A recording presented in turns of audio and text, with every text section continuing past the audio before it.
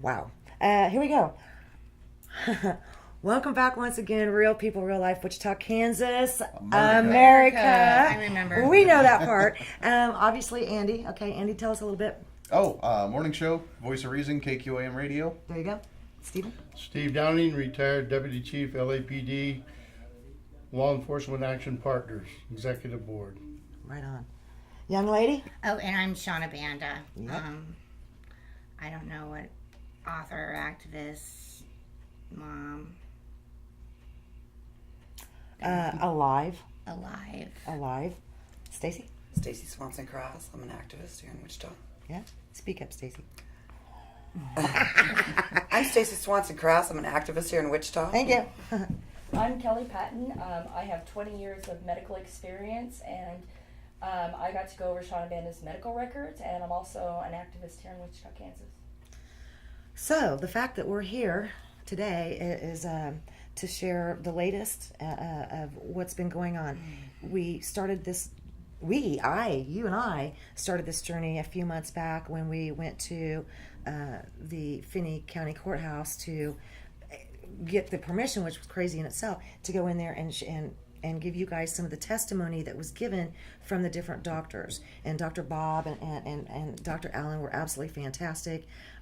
But you were looking at 32 years in prison, and it's over, sort of, basically. Sort of. Where are we at? So there has been a lot of misinformation got brought out in the last several months by certain people, and it's been nasty. Yeah. You know. Don't we know it? And I had to make a very hard decision yesterday, and I cried a lot, and I'm not a crier. And I had to weigh my choices very, very, very heavily. And I had to sit back and realize, what have I been able to accomplish? And what will I gain if I go forward? So what I've been able to accomplish. Let's start with let's do that. What I've been able to accomplish is mass education, which is good. Right. Okay. Another thing is, a lot of changes were made when all of this went down 2 years ago. And I want people to understand that this started literally 2 years ago. We don't need to, if you don't want to rehash all the ugliness and everything, how it all started, but a lot of those people that put this horrible thing in motion, tell us a little bit about them and where they are now. Well, I mean, a lot of the people that started this have completely gone. The teacher that was involved, she quit within, I want to say, either that next week or within 2 weeks. She left town. Right. The counselor at the school who was involved no longer even works with children, which is a godsend for everybody in this country. The district attorney, Susan Richmeyer, went cutthroat, absolutely cutthroat in the charges that were put up against me. I think they threw everything, including the kitchen sink, that they could possibly throw. It's what it seemed like to me. I mean, that was just... What were the charges that you were facing? One more time. We'll go that far. Oh man, let me have that. Yeah, this is all evidence, guys. I mean, a lot of that, thank you, Kelly, man. All of that, just books and books and stacks and stacks of medical records. And we're going to get into that too, because that was pretty interesting. So, Wow. well, there's not even a short version to this. No, It's 5 felony counts. Five different felony counts. Manufacturing, possession for sale. Possession, endangering a child 1,000 feet from the school, and paraphernalia. Five felonies? 5 felonies, cumulative sentence. How Yes. much? 36 years. Yeah, something like that. It was it's just ridiculous how That's they what they went call out about it. What they call in the prosecution business overcharging. Yeah. They overcharge so they can end up somewhere with a win. And so they've gone from 36 years to straight probation. I'm still completely blown away. Shana, tell everybody that you're obviously not going to prison for 32, 34, 35, 36 years. Not going to do it. But what is wonderful is we do have someone who has been actually trying to start a lot of crap, trying to save her own political career. Yeah. And I have her to thank for this because she went and put out some misinformation article about how I had this awesome plea deal with no reporting and all this stuff. And I'm like, whoa, I didn't even know that was possible. Right. So I'm calling my attorney and I'm like, what? There's no reporting? We can do that? So, you know, he made some phone calls and figured out what he could do. So, the plea deal that I was offered from the previous attorney, Sarah Swain, will you find that in this paperwork so I can talk about it? And then, thank you, Steve. And then, there's going to be some interesting names brought up today. I mean, the plea deal that I was offered before, everyone wanted me to take it. Everyone, not one person said don't take this plea deal. Every person I talked to said take it. It was the best thing ever, right? But I would have been charged with 2 felonies or 3. Well, this was the counter offer from the first attorney. This is what they So- were countering with. Wow. Our office really just wants a couple of felonies, so I want to counter with, this is their professional. Oh. Wow. So I would have had to have pleaded to 1 count of a misdemeanor possession and 2 counts of possession of paraphernalia for manufacturing THC. Manufactured CBD. Yeah, hello, there's a difference. Parties agreed to the aggravated number consecutive on felonies and to run the misdemeanor concurrent. And then 3, probation for 12 months with court services. So that court services meant that I would have had to been tested. They would have had me on their regimen. I would have been forced possibly on pharmaceuticals and still not have been able to take my medicine. Right. And if I would have screwed up in a year, according to this previous plea deal that was offered, This is the counter to this. I would have served 24 months consecutively and something else with a They would have misdemeanor. ran the other one concurrent, the misdemeanor concurrent. Yeah, whatever. But anyway, it was not good. And for saying that you're wrong or guilty of anything for trying to save your life is heinous. I agree. So that was the real previous plea deal. And then when all of that misinformation came out, I mean, it just made me wonder, well, what's offered? Right. What's possible? Right. So my attorney, Kenneth Miller, did some great legwork and literally came up with a deal that I had to mull over and seriously consider. Now, this plea deal, that I did take a plea deal yesterday morning. This plea deal is one charge of paraphernalia. And I guess punishment for The saving my own sentence, life for yeah. that would be 12 months of probation. Okay. But it is only a write-in probation. So I'll be able to write in a piece of paper saying this is where I live every month, send it in, and after 12 months, it's done. People need to Actually, understand after 6 too. months. And it's possible after 6 months, my attorney can file something, and if I'm a good little girl and I don't go postal and rob an armored truck or Yeah, I don't see that happening. hold anybody at gunpoint, Right. you know. Not gonna happen, guys. We It's need not to be gonna very happen. careful of these things. Right. Yeah. Let's not do those things. So, I mean, if I'm a good girl, then In it's 6 possible in 6 months that everything can just be done. People need to understand that the other thing too, though, is that you are having to move. I'm having to move, and that has been so hard. I know. So hard. Just with, I mean, everything. You were a little girl when you first got to Garden City. I mean, you grew up there all your life. My whole life. I went to kindergarten and then graduated high school there. So, I was really hopeful that I would be okay. Right. I would be okay. I did everything I was supposed to do.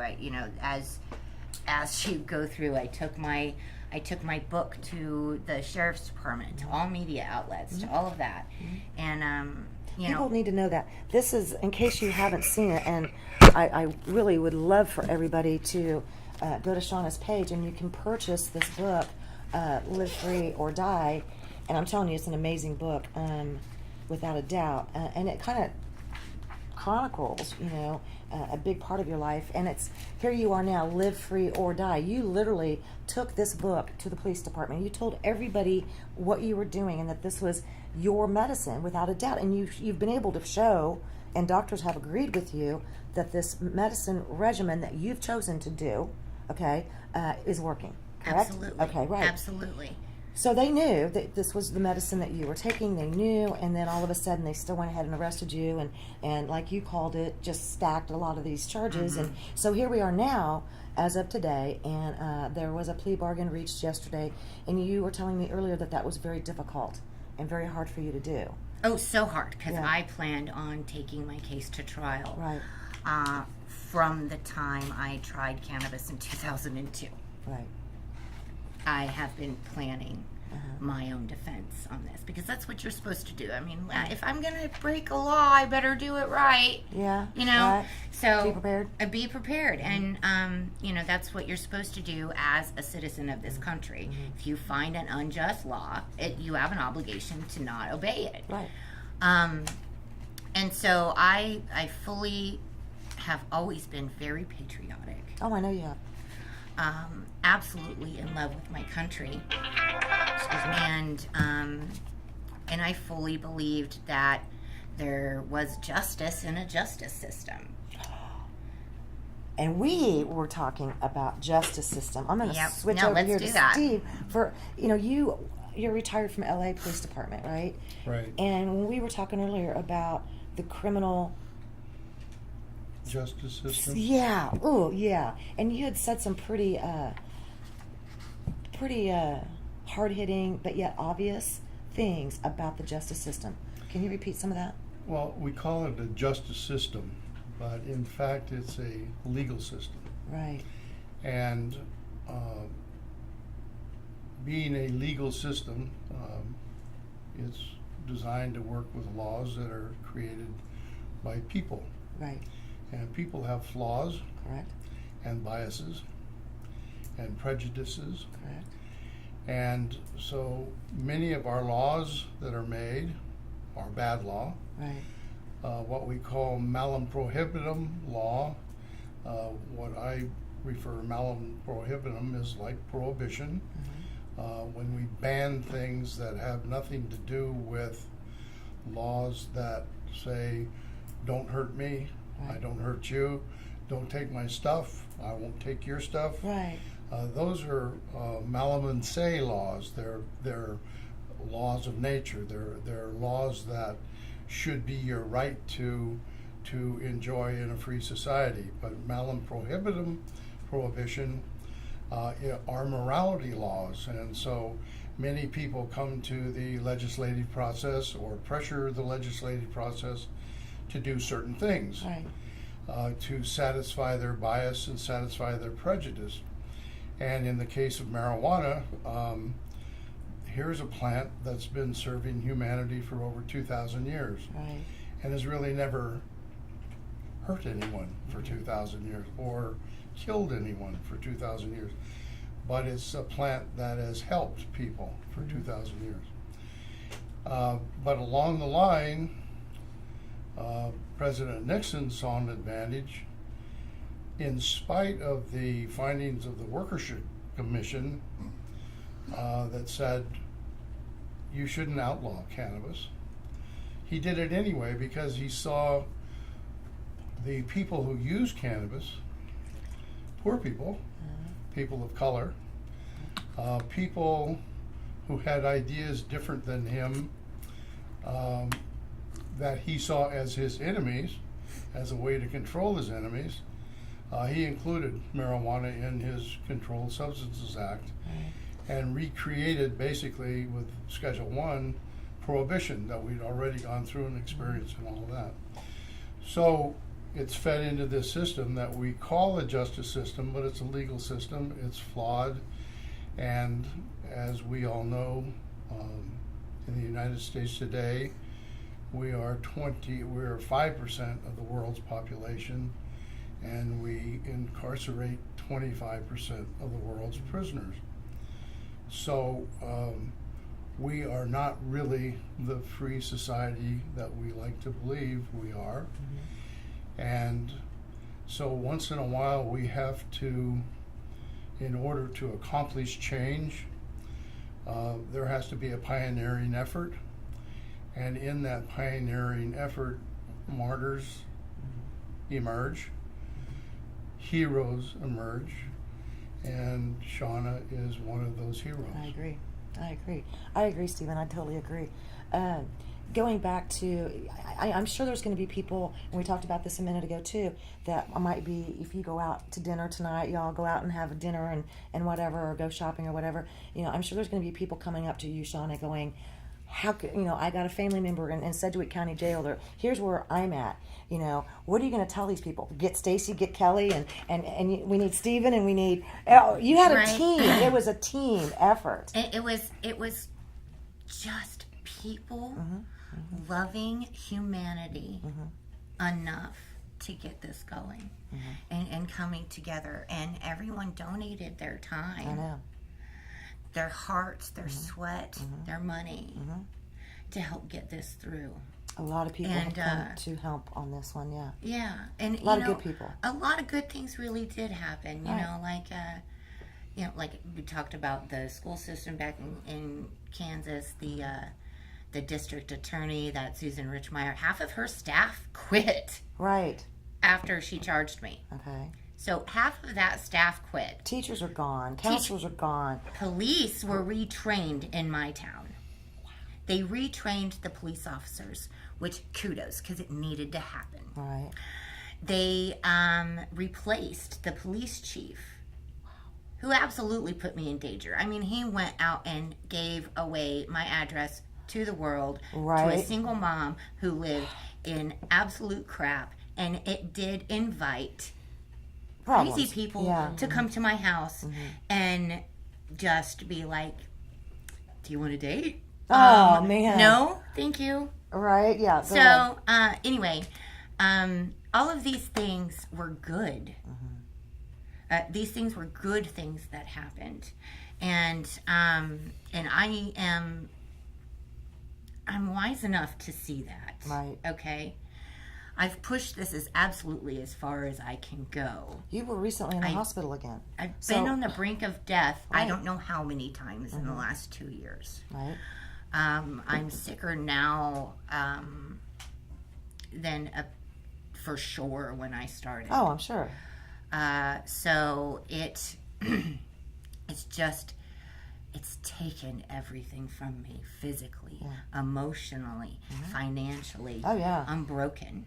Awesome. Okay, and if I was to go further and literally take this to trial, I have to foresee the court tricks. Right. Okay, so court tricks are used with dates, procedure that they know you're not familiar with. Right. Different things are done, and officers get away with lying, prosecutors get away with just making up stuff out of nowhere. Yeah, yeah. And at the same time, we were able to raise all of that money in that GoFundMe. And because it wasn't able to be accounted for. Right. And because the woman who was in control of that money has, in a desperate attempt to try to save her own career, tried to put out slanderous articles about me. That has also hurt. Right. I mean, you have no idea how hard it was to be in such a small town, Right. have your face in the paper every week, Right. have people sit there and think that you're a horrible mother, that you stole money from all kinds of people. You know, I don't think anybody realizes how hard it was for me as a person to actually let her open that GoFundMe account, Right. because I don't like asking I know. for help. I know. It's one thing, I want people to understand, it's one thing, you know, to purchase an author's book, like this book. It's one thing, that's something that you are purchasing, you know, but some of those horrible things that were said, you know, it was brutal. I mean, we said earlier, Kelly and Stacy and some of us sitting here said this is kind of like closure. Kelly, sitting in front of you is what? And this is something that has occupied how much of your time? Well, I'm still kind of obsessed with it. Right? I would be Because I'm too. kind of finding more and more and more, and I'm like, you know, with my own medical history, Right. I'm chronically sick. So I have this situation at my own house. I wasn't able to sue the doctor that did me wrong. So maybe that's where this is coming from, this Right. because, you know, I feel vindicated and validated, even on the behalf of Shana. Right. You how many hours do you think this is? I mean, that I don't know. that's I a can't- couple years worth. Oh, this is many years worth, Yeah. and this isn't even the doctor's visits. This is just a Understand these are only hospital. Only the hospital. Yes. With, Oh, wow. I have documented over 50 drugs that were administered and ordered for her throughout her hospital stays, and many 50 drugs. many of these drugs, I print out the drug identifiers, and many of these drugs were even contraindicated for Crohn's disease.